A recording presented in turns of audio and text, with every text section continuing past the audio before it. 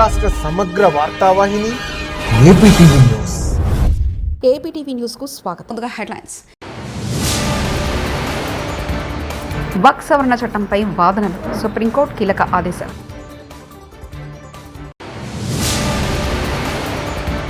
Revanth Reddy HCU భూములపై చేసిన కుంభకోణంపై మోదీ విచారణకు ఎందుకు ఆదేశించడం లేదు? కేటీఆర్. నేను హోంమంత్రినైనా మా అమ్మాయిని లైవ్ లొకేషన్ పెట్టమంట అనిత. తోసాల వద్ద ఘోరాల్ని వెలికితీస్తామని కూటమి నేతలకు భయం పట్టుకుంది. పార్లమెంటు ఆమోదం పొందిన వక్ఫ్ సవరణ చట్టాన్ని వ్యతిరేకిస్తూ దాఖలైన పిటిషన్లపై సుప్రీంకోర్టు గురువారం విచారణ చేపట్టింది. అందులో భాగంగా సుప్రీంకోర్టులో వాదనలు ప్రారంభమయ్యాయి.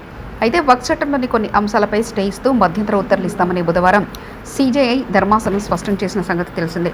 ఈ నేపథ్యంలో కేంద్రం ప్రభుత్వం తరఫున ఎస్డి తుషార్ మొహతా వాదిస్తున్నారు. ఈ క్రమంలో కొన్ని సెకండ్లను మాత్రమే చదివి నిర్ణయం తీసుకోవద్దని ఆయన ధర్మాసనాన్ని కోరారు. నేషనల్ హెరాల్డ్ కాంగ్రెస్ పార్టీ పత్రిక అది నష్టాల్లో ఉందని కాంగ్రెస్ పార్టీ రుణం ఇచ్చింది. దాంతో మనీ లాండరింగ్ ఎక్కడుంది?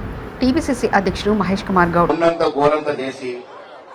ఇక్కడ మనీ లాండరింగ్ జరిగిందని ఒక పూచితోని 2014లో బీజేపీ ప్రభుత్వం వచ్చిన నాటి మొదలుకొని ఇప్పటి వరకు గాంధీ కుటుంబాన్ని బాధ పెడుతూ వస్తా ఉన్నారు. మన పేపర్కి మనం అప్పించుకున్నాం.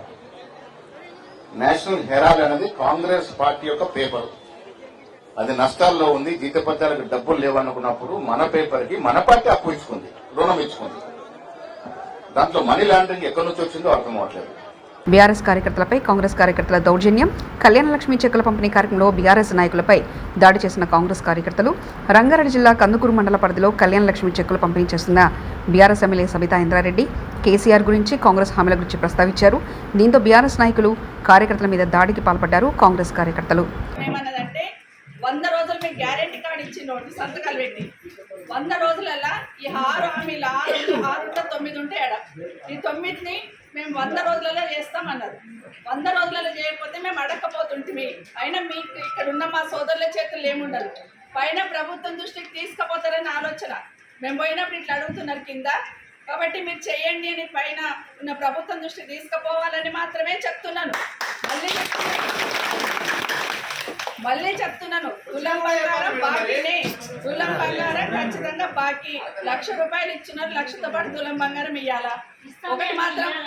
ఒకటి మాత్రం వాస్తవం.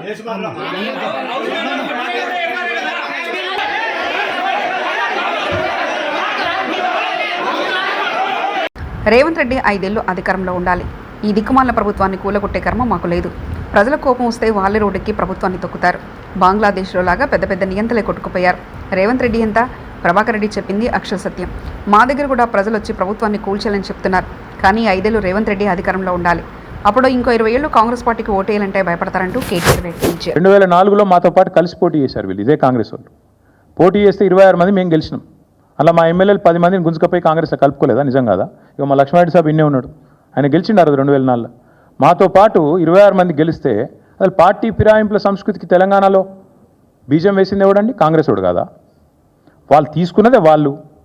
మరి ఇప్పుడు నీవు నేర్పిన విద్య నీరజాక్ష అన్నట్టు మొన్న కూడా మళ్ళీ 10 మందిని తీసుకున్నారు కదా. ఇప్పుడు పాపం వాళ్ళు ఎక్కడున్నారో వాళ్ళకి ఎదులో త్రిశంకు స్వర్గంలో కడియం శ్రీయర్ నడితే ఏ పార్టీలు ఉన్నాయంటే నాకేం తెలుసు అంటుండు. 10 మంది ఉన్నారు, ఏ పార్టీలు ఉన్నాయో ఎవడు చెప్పలేడు. పాపం వాళ్ళ బతుకంత ఘోరంగా అయిపోయింది ఇవాళ, అధ్వానంగా. నేనేమంటున్నా అంటే చేసిన వెధవ పనులన్నీ చేసి మా ప్రభుత్వాన్ని హెచ్సియూలో జింకలు చనిపోయాయనేది అబద్ధం. అదంతా ఏఐ ఉపయోగించి సృష్టించారు. TPCC chief Mahesh Kumar Goud. శుద్ధ అబద్ధము, అలాంటి సంఘటన జరగలేదు. సంతోషం అంటే ఏనుగులు ఉన్నాయని చెప్పలేదు. ఇంకా వాళ్ళు ఏనుగులు ఉన్నాయని చెప్తే అది కూడా బాగుండేది. అది కూడా పెట్టారా? ఏనుగులు పెట్టారు, పులులు పెడతారు. పోక్సోలో కేవలం 60% మంది నిందితులు 18 ఏళ్లలోపు వారేనని, 20 ఏళ్లలోపు వారు 20% మంది ఉన్నారని హోంమంత్రి వంగలపూడి అనిత అన్నారు. విశాఖలో మహిళా రక్షణకు కలిసికట్టుగా అనే కార్యక్రమాన్ని ప్రారంభించిన అనంతరం ఆమె మాట్లాడారు. అన్ని విద్యాలయాల్లో ఫోక్సో చట్టంపై అవగాహన కార్యక్రమాలు నిర్వహిస్తున్నట్లు తెలిపారు. స్వీయ క్రమశిక్షణ ఒక సబ్జెక్టుగా పాఠాల్లో చేర్చుతామన్నారు. అబ్బాయి మీద పోక్సో యాక్ట్ రిఫ్లెక్ట్ అయిన వెంటనే అబ్బాయిని తీసుకెళ్లి జ్వానాలకు వేస్తారు. ఎన్నో సంవత్సరాలు పడుతుంది. ఏముంది, బెయిల్ నుంచి బయటకు వస్తాడు, తర్వాత వాడు పనాడు చేసుకుంటాడు. ఎప్పుడుకో అవుతుంది ఈ శిక్ష. అప్పుడు మన పెద్దవాళ్ళైపోయి అందరూ మర్చిపోతారులే అని మీరు అనుకుంటారు. కానీ ఈ రోజు అలా లేవు. పోక్సో కేసులకి ప్రతి ఒక్క జిల్లాలోని కూడా స్పెషల్ కోర్ట్స్ నడుస్తున్నాయి, స్పెషల్ జడ్జెస్ ఉన్నారు. ఒక్కసారి పోక్సో కేసు పడింది అన్న తర్వాత వాడికి జీవిత ఖైదు 25 సంవత్సరాల జీవిత ఖైదు. ఒక్కొక్కసారి అబ్బాయి చేసిన ఎఫెన్స్ బట్టి 2 times ఆఫ్ జీవిత. గోశాల వద్ద ఘోరాలను వెలికి తీస్తామని కూటమి నేతల్లో భయం పట్టుకుందని మాజీ టీడీపీ చైర్మన్ భూమన కరుణాకర్ రెడ్డి ఆరోపించారు. గోశాల మరణాలపై టీడీపీ ఎక్స్ వేదికగా ఛాలెంజ్ చేసింది. టీడీపీ సవాల్ను మాజీ టీడీపీ చైర్మన్ భూమన కరుణాకర్ రెడ్డి స్వీకరించారు.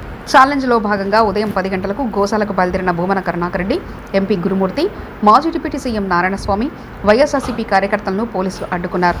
దీంతో పోలీసుల తీరుపై ఆగ్రహం వ్యక్తం చేస్తూ రోడ్డుపై పడుకుని నిరసన వ్యక్తం చేశారు. పాలనలో ఎగ్జిక్యూటివ్ ఆఫీసర్గా ఉన్నటువంటి జవహర్ రెడ్డి గారు, వారు వృత్తిరీత్యా వెటర్నరీ డాక్టర్.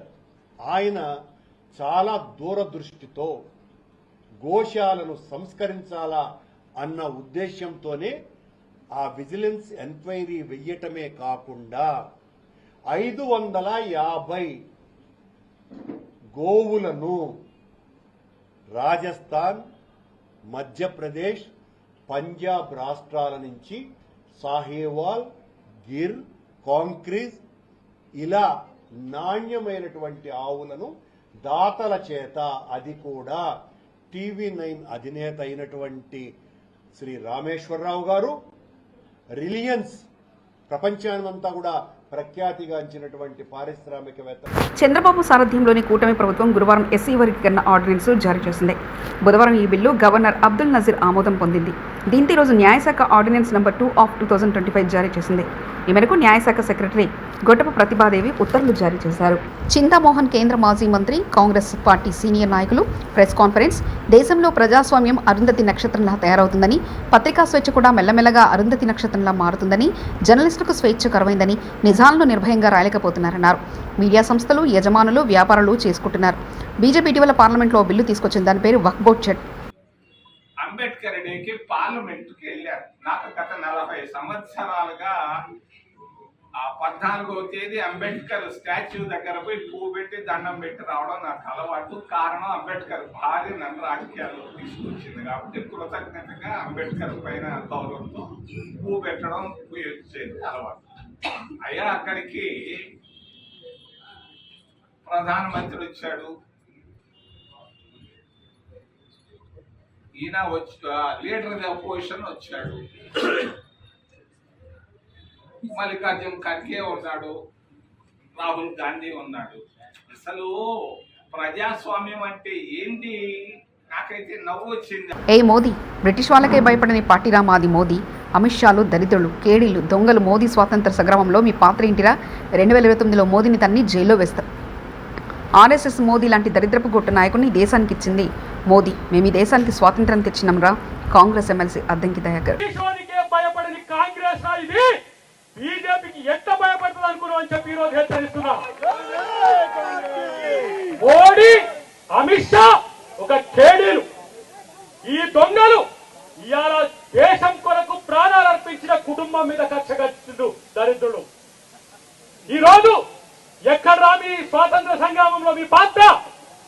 ఇవాళ సెంటు భూమి కూడా లేదు, ఇల్లు కూడా లేని కుటుంబం మీద ఈడీ కేసు పెట్టి ఇవాళ మీరు బెదిరించాలని చూస్తే, ఇవాళ గాంధీ కుటుంబానికి మేమందరం కూడా సభ్యులమే. అందరూ గుర్తుపెట్టుకోండి. నేను అంటున్నా 2029 లాస్ట్ మోడీ. చంద్రబాబు హయాంలో వెలుగులు అనేవే ఉండవని, ఆయన పేరు వినగానే గుర్రాలతో తొక్కించడం, తుపాకులతో కాల్చడం వంటివి గుర్తుకొస్తాయంటూ వైఎస్ఆర్సీపీ ఎమ్మెల్సీ మొండెతోక అరుణ్ కుమార్ వ్యాఖ్యానించారు. ఈ 10 నెలల్లో ట్రూ అప్ ఛార్జీల పేరుతో జనాల్ని పీడిస్తున్నారని ఆయన మండిపడ్డారు. గురువారం ఆయన మీడియాతో మాట్లాడుతూ కూటమి ప్రభుత్వం దొడ్డిదారులను దోచుకుంటుందని ధ్వజమెత్తారు. చంద్రబాబు నాయుడు గారి గురించి ప్రజలకు తెలియనిందేం కాదు. అయినప్పటికీ కూడా ఏమో గతంలో చంద్రబాబు నాయుడు గారు ఏదైతే విద్యుత్ రంగంలో ఆయన గురించి చెప్పాలంటే తుపాకీ కాల్పులు, గుర్రాలతో తొక్కించడం, బషీరాబాదు కాల్పుల ఘటన. నిజామాబాద్ రూరల్ నియోజకవర్గంలోని ఇందల్వాయి మండలం పెట్రోల్ బంకులో అగ్నిమాపక వారోత్సవాల్లో భాగంగా నిజామాబాద్ రూరల్ అగ్నిమాపక ఫైర్ ఆఫీసర్ విక్రమ్ ఆధ్వర్యంలో వాహనదారులకు, ప్రజలకు అవగాహన కల్పించారు.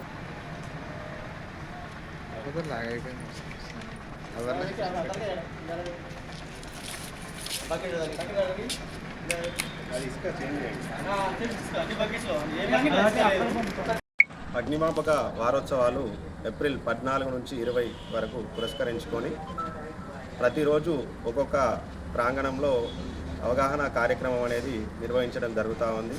దానిలోనే భాగంగా ఈరోజు స్థానిక Indalwai petrol pump Indian oil నందు డిఎఫ్ఓ నిజామాబాద్ గారి ఆదేశానుసారం నిజామాబాద్ రూరల్ ఫైర్ స్టేషన్ ఆధ్వర్యంలో ఈరోజు అవగాహన కార్యక్రమం అనేది నిర్వహించడం జరిగింది.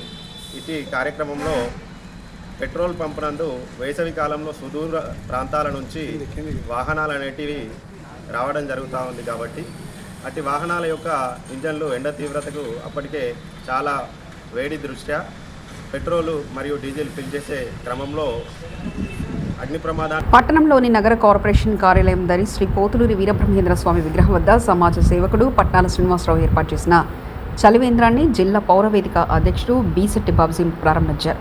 ఈ సందర్భంగా బాబుజీ మాట్లాడుతూ పండ్ల వ్యాపారి అయిన శ్రీనివాసరావు వేసవిలో తాపాన్ని తట్టుకునేందుకు స్వంత ఖర్చులతో రోజు 25 క్యాన్ల చల్లని నీటిని అందించడం పట్ల అభినందనలు తెలిపారు. ఇటువంటి వారిని ఆదర్శంగా జనహితం కోరుతూ సేవా కార్యక్రమాలు చేపట్టాలన్నారు. కావాలని ఫ్లెక్సీ పెట్టుకొని వ్యాపారం చేస్తుంది ఒక మన పట్నాల శ్రీనివాసరావే. అలాగే వీళ్ళందరినీ పూర్తిగా దగ్గరికి చేర్చి ఇక్కడ వ్యాపారం చేస్తున్న వాళ్ళందరినీ కూర్చోబెట్టి తన సొంత నిధులతో ఈరోజు చలివేంద్రాన్ని మున్సిపల్ కార్యాలయానికి ఆపోజిట్గానే ఇక్కడే ఏర్పాటు చేయడం అభినందనీయం. ఇలాంటి అందరూ ప్రోత్సహించాలి. సమాజ హితాన్ని కోరుకునేవాళ్ళు, జనహితాన్ని కోరుకునేవాళ్ళు, ప్రజలకు పనికొచ్చే ఏ పని చేసినా అందరూ సంయుక్తంగా సహాయ సహకారాలు అందించాలి. ఈ చలివేంద్రాన్ని ప్రారంభించడానికి నన్ను ఆహ్వానించినందుకు ప్రత్యేకమైన ధన్యవాదాలు తెలియజేసుకుంటూ ఈ చలివేంద్రం బాగా ఉపయోగపడాలని ఇలాంటి చలివేంద్రాలని అన్ని ప్రాంతాల్లో పట్టణంలో అడుగుమూలల్లో కూడా వ్యాపారస్తులు ఏర్పాటు చేయాలని చెప్పి జిల్లా పౌరవేదిక అధ్యక్షుడిగా నిజామాబాద్ జిల్లా మోర్తాడ్ మండల బీఆర్ఎస్ పార్టీ కార్యాలయంలో బీఆర్ఎస్ పార్టీ అధ్యక్షులు కల్లెడ ఏరియా విలేకరుల సమావేశం నిర్వహించారు. ఈ సమావేశంలో ఆయన మాట్లాడుతూ బుధవారం రోజున భీమ్గల్ మండల కేంద్రంలో జరిగిన కళ్యాణలక్ష్మి షాదీ ముబారక్ చెక్కుల పంపిణీ చేసేందుకు మంత్రి జూపల్లి కృష్ణారావు వచ్చారు. ఈ కార్యక్రమంలో ఆడబిడ్డల పెళ్లికి ₹1,00,000 పాటు తులం బంగారం ఇస్తామని చెప్పిన ముఖ్యమంత్రి రేవంత్ రెడ్డి అధికారంలో వచ్చిన 4 రోజుల తర్వాత తులం బంగారం ఇస్తామని చెప్పి ఇప్పుడు 16 నెలలు గడుస్తున్నా ఇవ్వకపోవడంతో ప్రజల తరఫున ఎమ్మెల్యే ప్రశాంత్ రెడ్డి బీఆర్ఎస్ నాయకులు పాల్గొన్నారు. తులం బంగారం ఇస్తామని మాట ఇచ్చారు. దాన్ని 6 గ్యారెంటీలలో పెట్టడం జరిగింది. అది ప్రజలందరూ తెలుసు. వారి మెన్పక్షలో పెట్టడం జరిగింది. ఇప్పుడు గద్దెనెక్కిన 16 నెలలైనా ఇంతవరకు మరి కేసీఆర్ గారు ఇచ్చినటువంటి ₹1,00,000 ఇస్తారు తప్ప తులం బంగారు కొత్తగా ఇవ్వడం లేదు. దీన్ని మేము బీఆర్ఎస్ పార్టీ తరఫున ప్రజల తరఫున మేము ప్రశ్నిస్తే మా పైన కేసులు లాఠీ చార్జీలు వేస్తూ ఉన్నారు. దీన్ని మేము తీవ్రంగా ఖండిస్తూ ఉన్నాం. ఈరోజు ప్రజల తరఫున మేము వచ్చినాం ఇక్కడ మోర్తాడ్ పోలీస్ స్టేషన్కు. మా బాల్కొండ నియోజకవర్గం తరఫున ఇవాళ రేవంత్ రెడ్డి గారు ఏదైతే కళ్యాణలక్ష్మి షాదీ ముబారక్ కింద తులం బంగారం ఇస్తానని మాట ఇచ్చి తప్పిరో వారిపైన మరి ప్రజల తరఫున చీటింగ్ కేసు పెట్టాలని మరి స్థానిక ఎస్ఐ గారు విక్రమ్ గారికి వినతి పత్రం ఇవ్వడం జరిగింది. మరి దాని వెంటనే వారు చీటింగ్ కేసు ఫైల్ చేసి రేవంత్ రెడ్డి పైన ఈ ప్రభుత్వం పైన చర్యలు తీసుకోవాలని మేము డిమాండ్ చేస్తున్నాం. అదేవిధంగా నిన్న భీమ్గల్లో జరిగినటువంటి లాఠీ చార్జీని కూడా మేము కాంగ్రెస్ పార్టీ చేయించిందని మేము ఈ సందర్భంగా భావిస్తూ మరి ఇలాంటి చర్యలు నిజామాబాద్ జిల్లా మోర్తాడ్ మండల కేంద్రంలో ప్రజానిలయంలో నిన్న భీమ్గల్లో జరిగిన ఘటనపై విలేకరుల సమావేశం నిర్వహించారు. బాల్కొండ నియోజకవర్గం కాంగ్రెస్ పార్టీ ఇన్ఛార్జ్ ముత్యాల సునీల్ కుమార్ రెడ్డి మాట్లాడుతూ బాల్కొండ ఎమ్మెల్యే ప్రశాంత్ రెడ్డి నిన్న జరిగిన కళ్యాణలక్ష్మి షాదీ ముబారక్ చెక్కుల పంపిణీ కార్యక్రమంలో ఓ వీధి రోడ్డులా ప్రవర్తించారు. ఒక కేబినెట్ మంత్రి నియోజకవర్గానికి వస్తే గౌరవించలేని ఎమ్మెల్యే శాసనసభ సభ్యత్వానికి అనర్హుడు. ప్రశాంత్ రెడ్డి మంత్రిగా ఉన్నప్పుడు ఆయనను అడ్డుకోవాలంటే మాకెంతటి పని? బాల్కొండ నియోజకవర్గంలో ప్రజలకు ఇబ్బందులు అయోమయానికి గురి చేయొద్దు అన్న ఉద్దేశంతో ఆనాడు విజ్ఞాపనలో అభ్యర్థులనే చేశాను తప్పితే ఏనాడు భౌతికంగా ఎటువంటి చర్యలకు దిగలేదని తెలిపారు. గత 2 రోజుల నుంచి వార్తలన్నీ వస్తున్నాయి. ఏ విధంగానైనా ఈ ప్రోగ్రామ్ని డిస్టర్బ్ చేయాలా, గుండాలందరూ కూడా ప్రేరేపిస్తూ ప్రశాంత్ రెడ్డి మరి వారి తమ్ముడు ప్రేరేపిస్తున్నట్టుగా మా దృష్టికి వచ్చింది. ప్రజాస్వామ్యంలో అందరికీ నిరసన తెలిపే హక్కు ఉంది, కానీ దానికి పద్ధతి ఉంది. గత 10 సంవత్సరాల్లో టీఆర్ఎస్ పార్టీ అధికారంలో ఉంది. మరి వారు కూడా మినిస్టర్ ఉన్నారు. ఏనాడైనా కాంగ్రెస్ పార్టీ కానీ ఇంకా ఏ ఇతర పార్టీ అయినా ఈ విధంగా ఎక్కడైతే ప్రభుత్వ కార్యక్రమాలు జరుగుతాయో అక్కడ ఖర్చుని ఈ వక్ఫ్ సవరణ చట్టంపై వాదనలు, సుప్రీంకోర్టు కీలక ఆదేశాలు.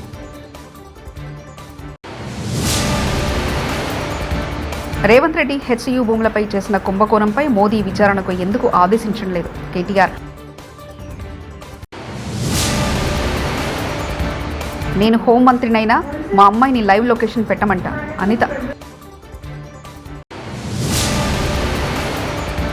గోశాల వద్ద ఘోరాల్ని వెలికి తీస్తామని కూటమి నేతలకు భయం పట్టుకుంది. ఇవి బులెటిన్ విశేషాలు. చూస్తూనే ఉండండి ఏపీటీవీ న్యూస్.